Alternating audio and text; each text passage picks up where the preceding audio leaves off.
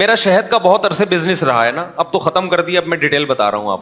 خالص شہد کبھی بھی کوئی نہیں خریدتا پاکستان میں خالص شہد لیتا تھا, وہ جم جاتا تھا خود ہی رکھے. اس کے خالص ہونے کی کچھ شہد ایسے ہوتے ہیں کہ وہ فریج میں رکھے بغیر بھی جمتے ہیں, لوگ نہیں خریدتے تھے, نقلی ہے بھائی. خالص شہد تو بعض دفعہ چھتے سے جمع وہ اترتا ہے.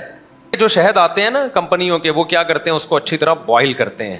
ابالنے کے بعد شہد کا بیڑا ہو گیا غرق, وہ اب جمتا نہیں ہے. پھر وہ چھان کے بیچتے ہیں, دے دنا دن لوگ خریدتے ہیں, کہتے ہیں 6 مہینے سے رکھا ہوا ہے, جمع نہیں. اس کا مطلب یہ کیا ہے, خالص. پلوسا شہد جو ہے نا, پلوسا جس کا بہت بزنس ہوتا ہے, یہ رکھے جم جاتا ہے, گرمیوں میں بھی جم جاتا ہے.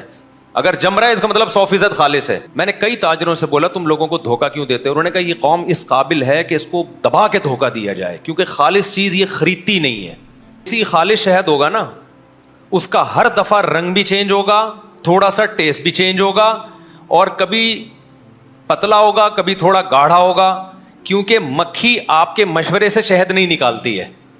جو گڑبڑ ہوتی ہے تاجروں کی طرف سے وہ یہ ہوتی ہے کہ وہ اس ٹیسٹ کو مینٹین رکھنے کی کوشش کرتے ہیں.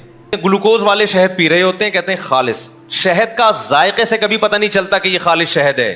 بعض دفعہ اصلی شہد کا ذائقہ اچھا نہیں ہوتا, ہیک ہوتی ہے اس میں, ایک اسمیل ہوتی ہے. اور 2 نمبر شہد ایسا کہ انگلیاں چاٹتے رہ جاؤ آپ. لوگ کہتے ہیں یہ ہے خالص.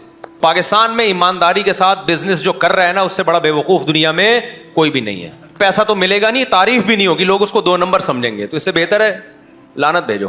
آپ سچی مچی کی چیزیں چاہتے ہیں تو کمپنیوں پہ اور تاجروں پہ بھروسہ کرنا چھوڑ دیں, الا یہ کہ جس کو آپ پرسنلی ذاتی طور پہ جانتے ہیں.